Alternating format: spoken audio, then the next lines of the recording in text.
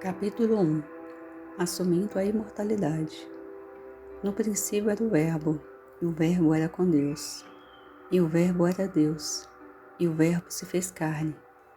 O Verbo se fez carne, mas ainda é o Verbo. Não mudou sua natureza, sua qualidade ou substância por ter se feito carne. A carne tornou-se visível como efeito, mas a essência ou a substância continua sendo o Verbo, o Espírito ou a consciência.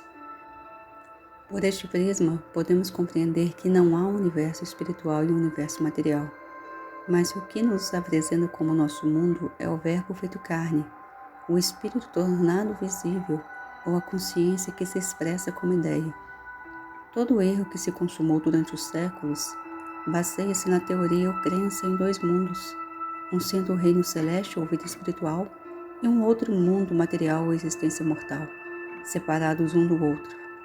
Apesar dessa crença em dois mundos, o homem sempre tentou levar harmonia às mazelas da existência humana, tentando por meio da oração fazer contato com tal outro mundo ou reino espiritual, para que o Espírito ou Deus atue na chamada existência material. Comecemos por entender que o nosso mundo não é um mundo errôneo, mas trata-se do reino da realidade no qual mantemos um falso conceito. Para obtermos saúde e harmonia em nossa vida, não temos que nos desfazer nem mesmo mudar este universo material e efêmero, mas bastará corrigirmos a visão limitada que temos de nossa existência. O pesquisador da verdade começa sua busca com um problema, talvez com vários deles. Os primeiros anos de sua busca são empregados na superação da desarmonia e na cura das doenças pela oração ao poder mais alto ou pela aplicação das leis espirituais ou da verdade às condições humanas. Chega, porém, o dia em que percebe que a aplicação da verdade aos problemas humanos já não funciona mais, ou pelo menos não funciona como no início, e que já não traz mais a mesma inspiração e satisfação aos seus estudos. Por fim, receberá, eventualmente, a grande revelação. Os mortais podem assumir a imortalidade apenas na medida em que anulem a mortalidade. Eles não podem acrescentar harmonia e espiritualidade imortal às condições humanas. Deus não criou nem rege as coisas humanas. O homem natural não compreende as coisas do Espírito de Deus, pois que lhe parece loucura, nem pode entendê-las porque só podem discernir espiritualmente. Estaremos nós buscando as coisas do Espírito de Deus com algum propósito humano? Ou de fato estamos nos esforçando para nos livrar do que é mortal, para podermos contemplar a harmonia do reino espiritual? Enquanto lutamos e combatemos os pretensos poderes deste mundo, combatendo a doença, o pecado e a carência, o sentido espiritual, por sua vez, revela-nos que o meu reino não é deste mundo. Somente quando soubermos transcender o desejo de melhorar nossa vida humana é que compreenderemos o sentido desta mensagem vital. Quando deixamos os limites do aperfeiçoamento humano, temos o primeiro vislumbre do significado das palavras: eu venci o mundo. Não teremos vencido o mundo enquanto mais buscarmos seus prazeres e menos desejarmos suas dores. E se não superarmos a postura de luta contra as coisas do mundo, não entraremos no reino das coisas do céu. Porque todo que é nascido de Deus vence o mundo. A consciência espiritual vence o mundo, dando os prazeres como as dores do mundo. Não podemos conseguir a evangelização da humanidade pelo poder mental ou pela força física, mas apenas pela visão espiritual da vida, que pode ser cultivada por todos que devotam seus pensamentos às coisas do Espírito. Porque tudo que está no mundo, os prazeres da carne, os prazeres dos olhos, o orgulho, não vem do Pai, vem do mundo. Observemos por um pouco de tempo os nossos pensamentos, as nossas ambições e interesses, e vejamos se a nossa mente está voltada para a nossa saúde, para os prazeres dos sentidos ou para os ganhos mundanos. Se constatarmos tais pensamentos mundanos, aprendamos a afastá-los, pois já não estamos no caminho do aperfeiçoamento das coisas humanas, mas a caminho do reino espiritual. Não tenhas amor ao mundo nem ao que é do mundo, pois no homem que ama o mundo não está o amor do Pai. Significaria isto que devemos nos tornar ascetas? Deveríamos desejar uma vida diferente do que é normal, alegre e de sucesso? Não nos enganemos. Somente aqueles que aprenderam a manter sua atenção nas coisas do Espírito saborearam a completa alegria do lar, do companheirismo e dos empreendimentos de sucesso. Somente aqueles em que certo grau se centraram em Deus encontraram segurança, proteção e paz em um mundo combalido pela guerra. O pensamento espiritual não nos afasta do nosso meio normal, não nos priva do amor e do companheirismo tão necessários para ter uma vida plena. Ele apenas coloca tudo isso em seu nível mais alto, onde não mais dependemos da sorte, das mudanças ou do azar, onde se manifesta o valor do que chamamos de cenário da vida. Não vos esforceis pelo alimento que perece, mas pelo alimento que dura pela vida eterna, pois que o reino de Deus não consiste em comer e beber, mas na justiça, na paz e no contentamento do Espírito Santo. Quando nos defrontamos com o problema humano, em vez de nos esforçarmos para melhorar as humanas condições, afastemos essa imagem e concentremos-nos na presença do Espírito Divino em nós. Esse Espírito dissolve as aparências humanas e revela a harmonia espiritual, ainda que essa harmonia nos apresente como uma melhora de saúde ou de riqueza. Quando Jesus alimentou as multidões, o que apareceu como pão e peixe foi a sua consciência espiritual de abundância. Quando curou os doentes, foi o seu sentimento da presença divina que se manifestou como saúde, força e harmonia. Tudo isso pode ser resumido nas palavras de Paulo: voltai vosso olhar para as coisas do alto, não para as coisas da terra. Vivemos em um universo espiritual, mas a finitude de nossos sentidos desenhou para nós uma imagem de limitações. Enquanto tivermos nossos pensamentos voltados para o cenário à nossa frente, este mundo, estaremos nos esforçando para melhorar ou mudá-lo. Mas, assim que elevarmos nosso olhar e não mais nos preocuparmos com o que comer, beber ou vestir, começaremos a perceber a realidade espiritual. E embora nos pareça apenas uma crença mais perfeita, é de fato a manifestação mais intensa da realidade. Esta manifestação traz consigo uma alegria inimaginável, aqui e agora, uma satisfação com a qual nem sonhamos, e o amor de todos com quem fazemos contato, mesmo daqueles que desconhecem a fonte da nossa vida que descobrimos. Deixo-vos a minha paz vos dou, não como o mundo dá. Não recebemos o espírito do mundo, mas o espírito que vem de Deus.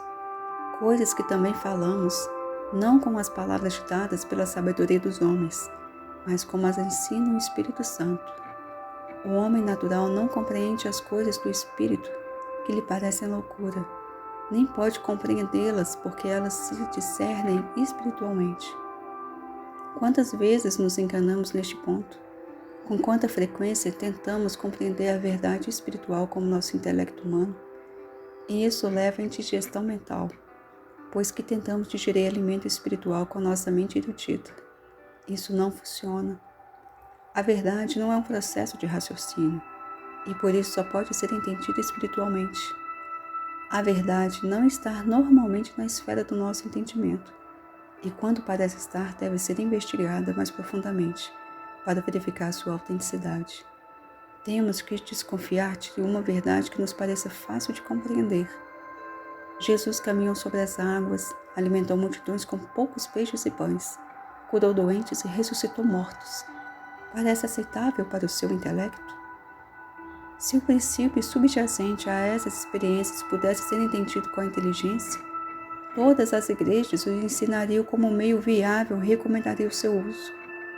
Este princípio, porém, só é apanhado pelo sentido espiritual, e esta consciência espiritual elevada pode fazer as coisas que Cristo fez.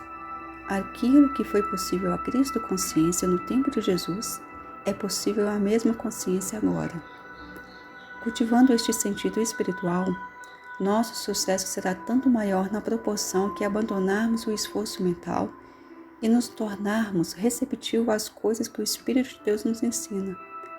Em vez de tentarmos fazer que o Espírito atue sobre os nossos corpos e nossas coisas materiais, aprendemos a desviar nosso olhar desses quadros terrenos, dirigindo-o para as coisas do alto.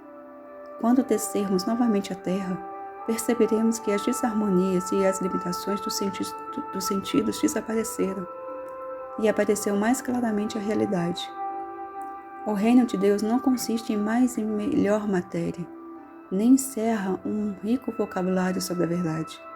Todavia, os frutos da compreensão espiritual são uma maior harmonia, paz, prosperidade, contentamento e amizade e relacionamentos mais próximos do ideal.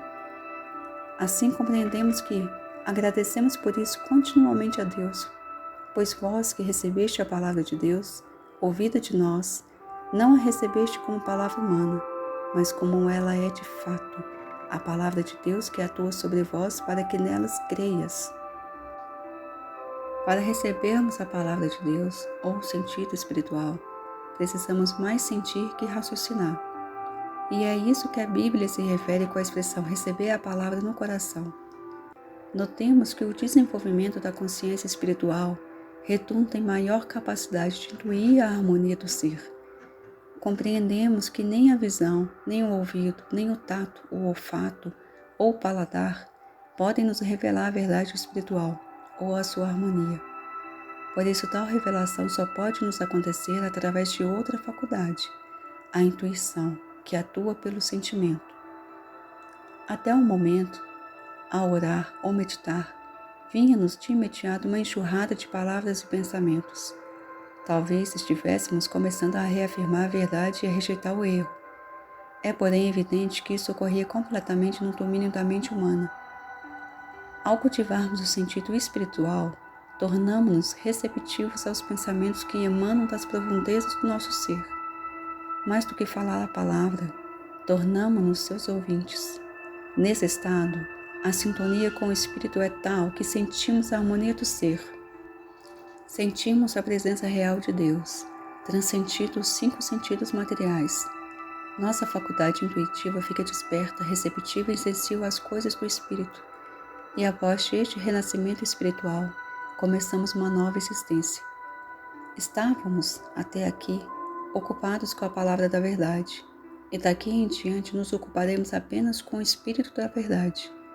Já não nos interessa saber o que é que seja a verdade, mas sim sentir a verdade. E isso conseguimos na medida em que dedicarmos menos empenho na letra do que à receptividade e ao sentir. A palavra sentir, aliás, se refere também à revelação, à consciência e ao sentido da verdade. Agora já não estamos falando da verdade, e sim recebendo a verdade. E aquilo que recebemos no silêncio podemos falar abertamente e com autoridade. A cura espiritual é o resultado natural de uma consciência divinamente iluminada, mas essa iluminação só nos é dada na medida em que estejamos receptivos e sensíveis a ela. É um mal entendido associarmos a ideia de imortalidade à pessoa humana ou ao sentido individualista do eu. A morte não produz a imortalidade e nem põe fim ao sentido do eu, e tampouco a continuação do humano viver leva à obtenção da imortalidade. Obtemos a imortalidade na medida em que superamos o sentido pessoal do eu, nesta vida ou depois dela. E ao nos despojarmos do nosso ego e alcançarmos a consciência do nosso eu verdadeiro, nossa realidade ou consciência divina, chegamos à imortalidade. E isso pode acontecer aqui e agora. Ao contrário, o desejo de perpetuarmos nosso falso conceito de corpo e seu bem-estar nos amarra à morte e nos enleia na mortalidade. O primeiro passo para obtermos a imortalidade é viver a partir do centro do nosso ser, como uma ideia de desdobramento do nosso íntimo, mais que a ideia de acréscimo vindo de fora. É mais no sentido de dar do que de receber, de ser mais do que obter. Nessa consciência não há julgamento ou crítica, ódio ou medo, e sim um sentimento contínuo de amor e de perdão.